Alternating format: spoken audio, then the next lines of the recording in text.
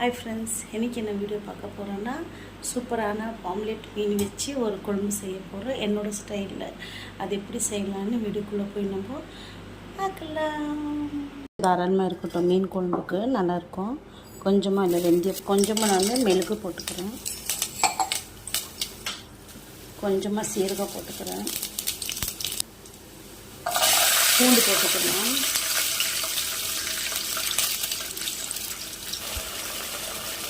வெங்காயம், பூண்டு, மிளகு, சீரகம், கருவேப்பிலை, 4 பச்சை மிளகாய் இதெல்லாமே நல்லா வதக்கிச்சு. இது கூடவே கொத்தமல்லி இது ரெண்டுத்தையும் போட்டு நல்லா வதக்கலாம். இப்போ இது எல்லாமே நல்லா வதக்கிச்சு.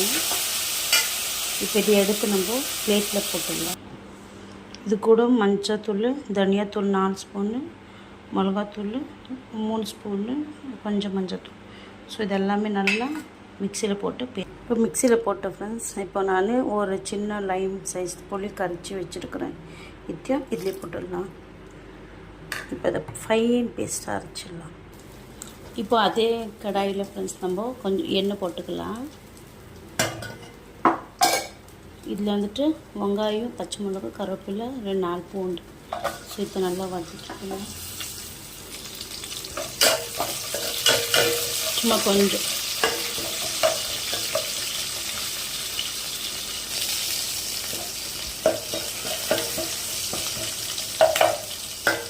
இப்போ நம்ம அரைச்ச விழுதை இதில் சேர்க்கலாம் ஃப்ரெண்ட்ஸ். இப்போ ஆல்ரெடி நம்ம எல்லாமே நல்லா ஃப்ரை பண்ணியிருக்கிறோம். ஸோ ரொம்ப வதக்க வேண்டாம். இப்போ அந்த மிக்சியை வாஷ் பண்ணிவிட்டு அந்த தண்ணியை நம்ம போட்டுக்கலாம். இப்போ நான் இதில் தேவையான அளவு தண்ணி போட்டுக்கணும் ஃப்ரெண்ட்ஸ். பார்த்திங்களா, ஒரு கொதி வந்த உடனே நம்ம இதில் ஃபிஷ் போட்டுடலாம். நான் பாம்லெட் வாங்கியிருக்கிறோம் ஃப்ரெண்ட்ஸ். பிளாக் பாம்லெட்டு 1 kg இருக்குது.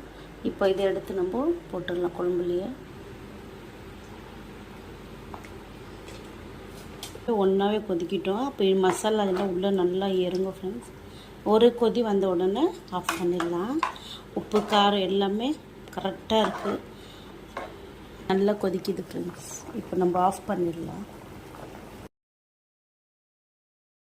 இந்த வீடியோ உங்களுக்கு பிடிச்சா ப்ளீஸ் லைக், ஷேர், சப்ஸ்கிரைப் பண்ணுங்கள் ஃப்ரெண்ட்ஸ். நெக்ஸ்ட் வீடியோவில் பார்க்கலாம். பாய்.